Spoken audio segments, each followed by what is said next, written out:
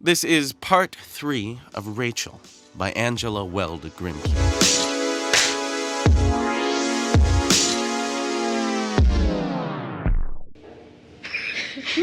Miss Rachel, please, it's my turn to get morning kiss first this morning, Miss Rachel. You kissed Louise first yesterday. You said you kissed us alphabetically. You promised. Now me.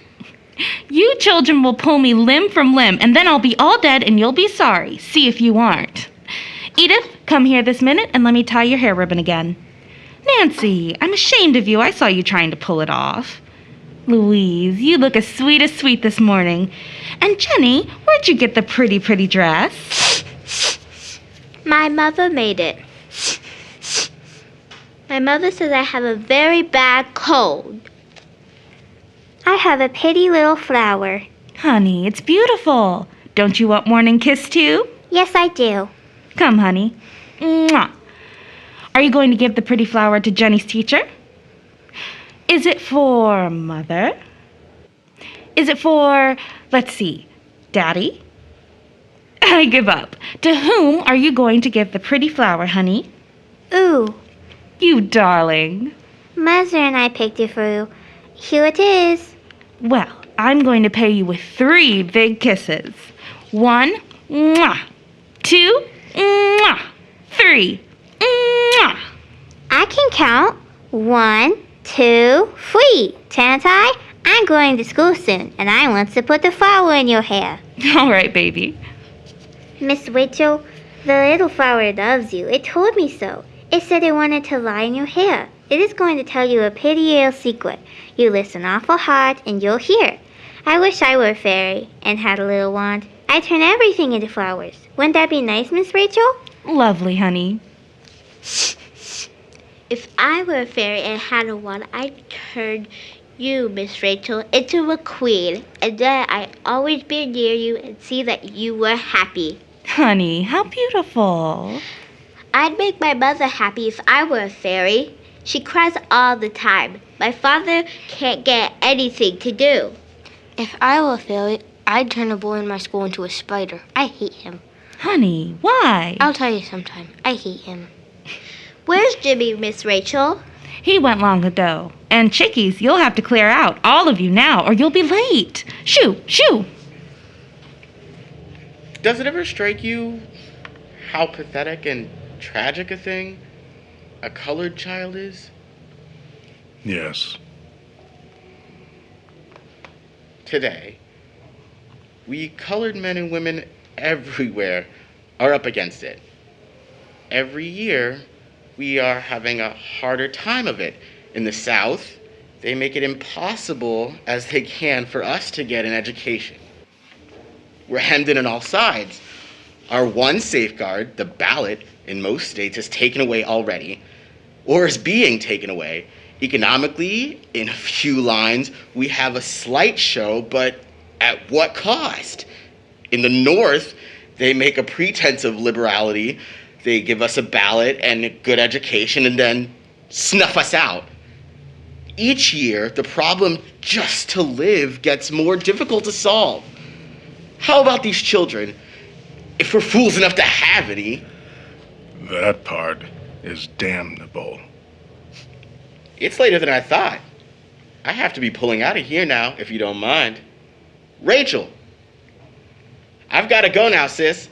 I'll leave John in your hands. Oh, I've got to go myself in a few minutes. Nonsense, man. Sit still. I'll begin to think in a minute you're afraid of the ladies. I am. What?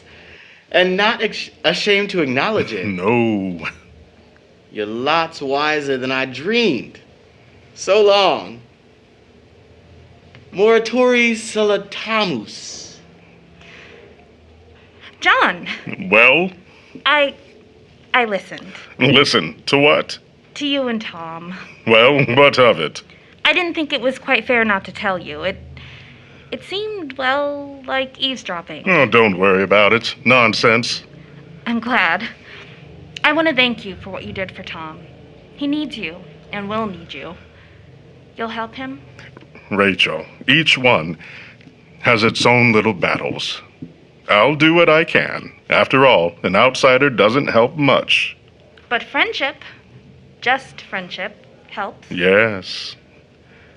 Rachel, do you hear anything encouraging from the schools? Any hope for you yet? No, nor ever will be. I know that now. There's no more chance for me than there is for Tom, or that there was for you, or for any of us with dark skins. It's lucky for me that I love to keep house and cook and sew. I'll never get to do anything else. Ma dear's sewing, the little work Tom has been able to get, and the little sewing I sometimes get to do keep us from the poorhouse. We live, according to your philosophy, I suppose. Make the best of it. It might be worse. You don't want to get morbid over these things, you know. That's it. If you see things as they are, you're either pessimistic or morbid. In the long run, do you believe that attitude of mind will be beneficial to you? I'm 10 years older than you. I tried your way. I know. Mine is the only sane one. Why, John, don't. Perhaps if you had a little more fun in your life, your point of view would be more normal. I'll arrange it so I can take you to some theater one night this week. You talk as though I were a jellyfish. You'll take me. How do you know I'll go? You will. Indeed. I wonder if you know how maddening you are. Why, you talk as though my will counts for nothing. It's as if you're trying to master me. I think a domineering man is detestable. If he's perhaps the man? Besides, some of these theaters put you off by yourself as though you had leprosy. I'm not going. You know I wouldn't ask you to go under those circumstances. Well, I must be going now. Rachel, I'm coming back to see you this evening. I'm sure we'll all be very glad to see you. I said you. Goodbye, little Rachel. Until tonight. May I sit down? I'm tired. Why, certainly. No, you don't know me and never even heard of me, nor I of you. I was looking at the vacant flat on this floor and saw your name on your door. Loving? It's a strange name to come across in this world. I thought perhaps you might give me some information. I'll be glad to tell you anything I'm able, Mrs. Lane. What I want to know is, how do they treat the colored children in the school I noticed around the corner? Very well, I'm sure. What reason do you have for being sure? Why, the little boy I've adopted goes there, and he's very happy. All the children in this apartment house go there, too, and I know they're happy. Do you know how many colored children are there in the school? Why, I should guess around 30. I see. What color is this little boy that you adopted? Why, he's brown. Any black children there? Why, yes. Do you mind if I send Ethel over there to sit by the piano? No, certainly not. She won't go to you. She's afraid of everybody now but her father and me. Come, Ethel. Sit down, Ethel. I'm not going to leave you, Ethel. I'll be right over here. You can see me. Do you mind if we sit over here by the sewing machine? Thank you. Does Ethel like apples, Mrs. Lane? Yes. Do you mind if I give her one? No, thank you very much. Here, dear little girl, is a beautiful apple for you. I'm sorry, but I'm afraid she won't take it from you. Ethel, the kind lady, has given you an apple. Thank her nicely. Here, I'll spread the napkin for you and put the plate in your lap. Thank the lady like a good little girl. Thank you. I've got to move. It's Ethel. What is the matter with that child? It's heartbreaking to see her. I understand how you feel. I don't feel anything myself anymore. My husband and I are poor and we're ugly and we're black. Ethel looks like her father more than she does like me. We live in 55th Street near the railroad. It's a poor neighborhood, but the rent's cheap. My husband is a porter in a store, and to help out, I'm a caretaker. I don't know why I'm telling you all this. We had a nice little home, and the three of us were happy. Now we've got to move. Move? Why? It's Ethel. I put her in school this September. She stayed 2 weeks. That's the result. You mean that just 2 weeks in school did that? Yes. Ethel never had a sick day in her life before. I took her to the doctor at the end of the 2 weeks. He said she's a nervous wreck. But what could they have done to her? I'll tell you what they did the first day. Ethel is naturally sensitive and backwards. She's not assertive. The teacher saw that, and after I left, told her to sit in a seat in the rear of the class. She was alone there, in a corner. The children, immediately feeling there was something wrong with Ethel because of the teacher's attitude, turned and stared at her. When the teacher's back was turned, they whispered about her, pointed their fingers at her, and tittered. The teacher divided the class into 2 parts. Divisions, I believe they are called. She forgot all about Ethel, of course, until the last minute, and then looking back, said sharply, "That little girl there may join this division," meaning the group of pupils standing around her. Ethel naturally moved slowly. The teacher called her sulky and told her to lose part of her recess. When Ethel came up, the children drew away from her in every direction. She was left standing alone. The teacher then proceeded to give a lesson about kindness to animals. Funny, isn't it? Kindness to animals? The children forgot Ethel in the excitement of talking about their pets. Presently, the teacher turned to Ethel and said disagreeably, "Have you a pet?" Ethel said, "Yes," very low. "Come, speak up, you sulky child. What is it?" Ethel said, "A blind puppy." They all laughed, the teacher and all. Strange, isn't it? But Ethel loves that puppy. She spoke up. "It's mean to laugh at a little blind puppy. I'm glad he's blind." This remark brought forth more laughter. "Why are you glad?" the teacher asked curiously. Ethel refused to say. When I asked her why, do you know what she told me? If he saw me, he would not love me anymore. Did I tell you that Ethel is 7 years old? Oh, I didn't believe that anybody could be as cruel as that to a little child. It's very unpleasant, isn't it? When the teacher found out that Ethel wouldn't answer, she said severely, "Take your seat." At recess, all the children went out. Ethel could hear them playing and laughing and shrieking. Even the teacher went too. She was made to sit there all alone in that big room because God made her ugly and black. When the recess was half over, the teacher came back. "You may go now," she said coldly. Ethel didn't stir. "Did you hear me?" "Yes'm." "Why don't you obey?" "I don't want to go out, please." "You don't, do you, you stubborn child? Go immediately." Ethel went. She stood by the school steps. No one spoke to her. The children near her moved away in every direction. They stopped playing, many of them, and watched her. They stared as only children can stare. Some began whispering about her. Presently, one child came up and ran her hand roughly over Ethel's face. She looked at her hand and Ethel's face and ran screaming back to the others, "It won't come off, see?" Other children followed the child's first example. Then one boy spoke up loudly, "I know what she is. She's a nigger."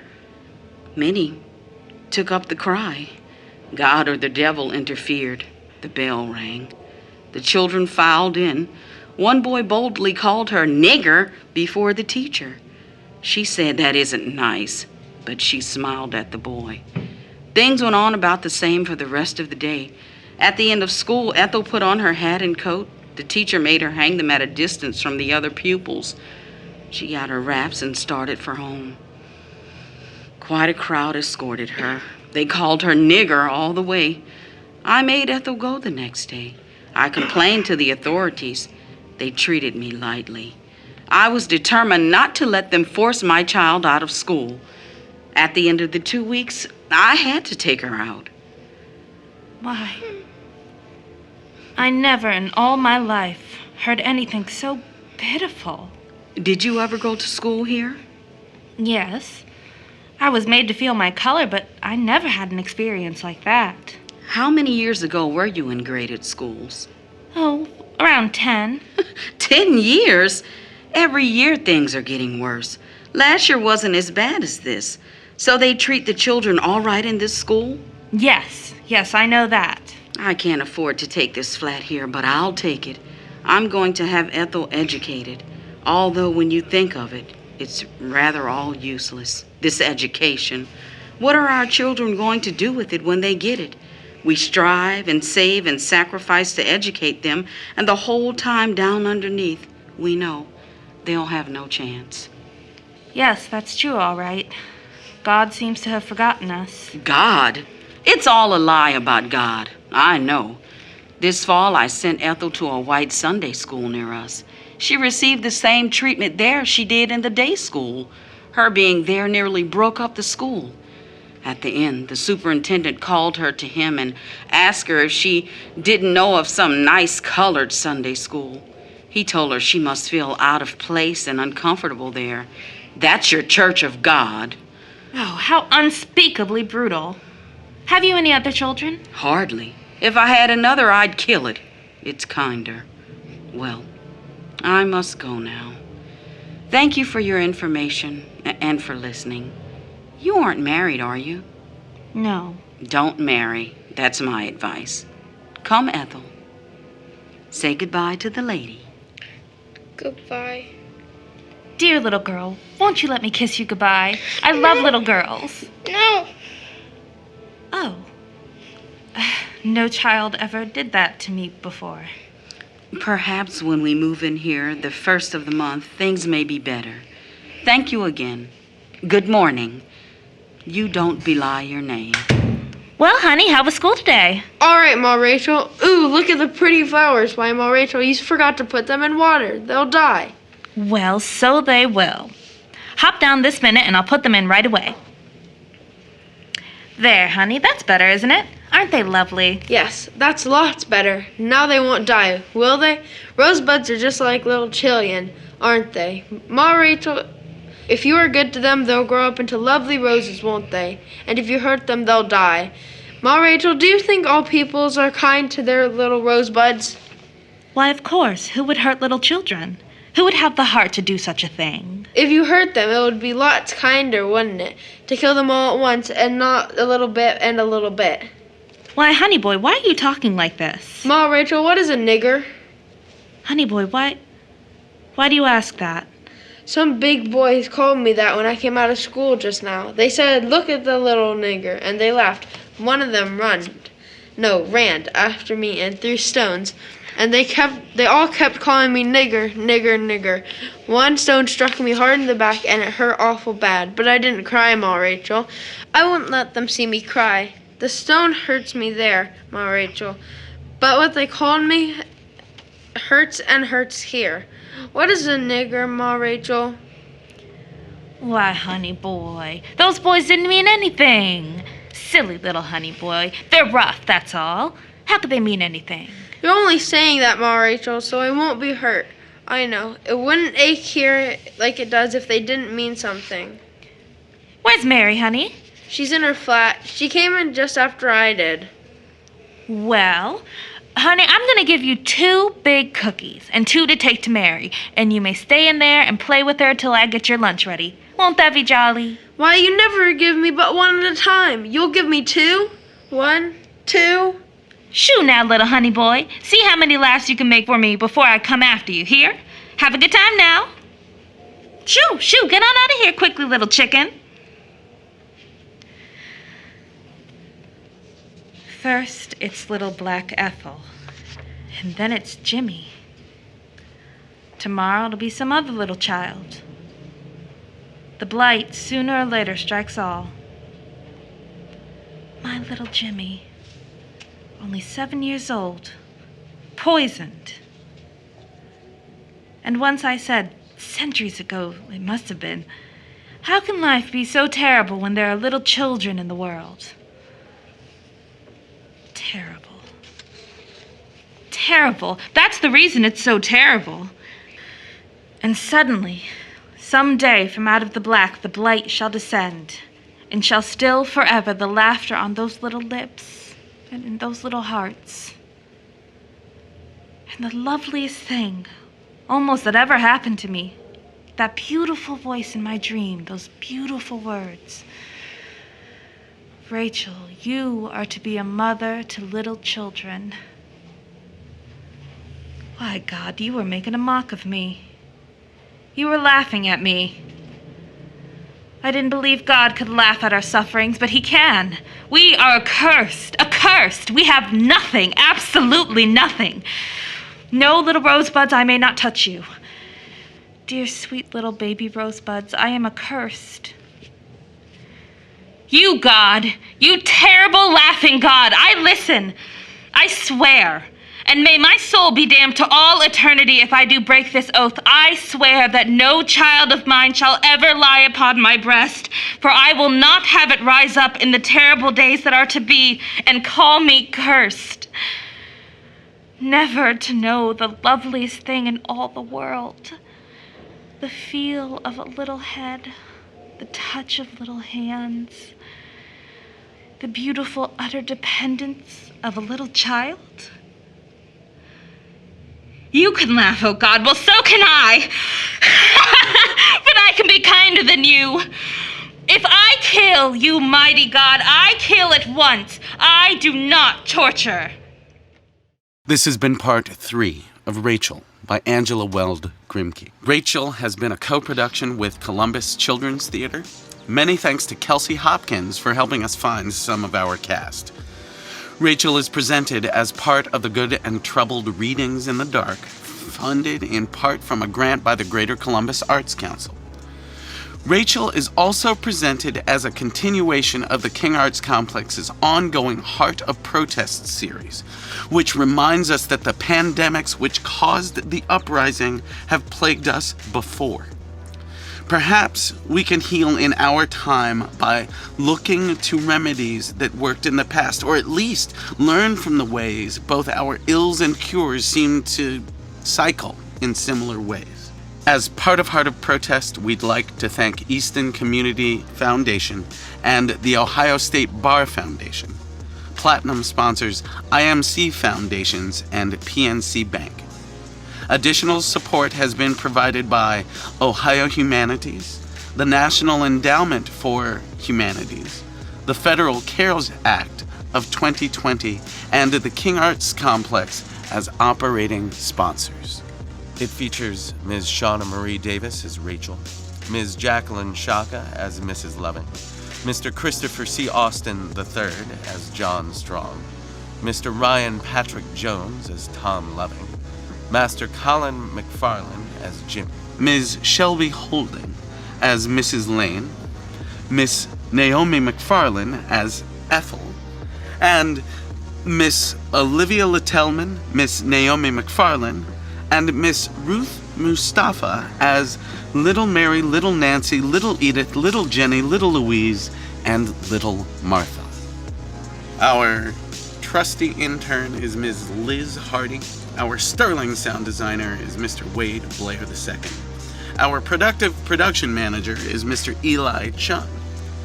King Arts Complex's performing arts director, possibly the hardest working arts administrator in Central Ohio, is Mr. Javon Collins. Our CEO and executive director is Ms. Demetrius Neely. Oh, and I am the guy who thought it was a good idea to share this piece of art with you. My name is David S. Harewood, and I directed and produced this project. To learn more about Voices from the Sky Theatrics and Theater for All People, you can like Theater for All People, that's theater with an R-E, and King Arts Complex on Facebook or follow us on Instagram. You could also just send me, David S. Harewood, a friend request on any platform, and I should be able to send you where you need to go. If you liked what you heard and wanted to help keep us going, you can donate to future productions via Venmo, CashApp, or Zelle to @TapCBus.